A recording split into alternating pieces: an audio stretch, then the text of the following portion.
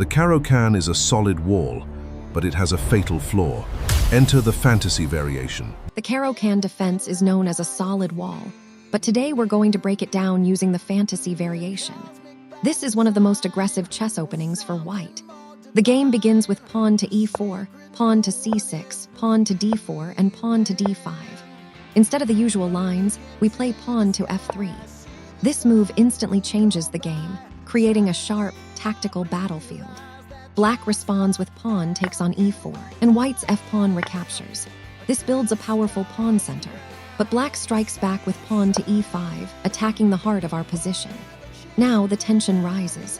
White develops the knight to f3, and black plays bishop to g4, putting a dangerous pin on our knight.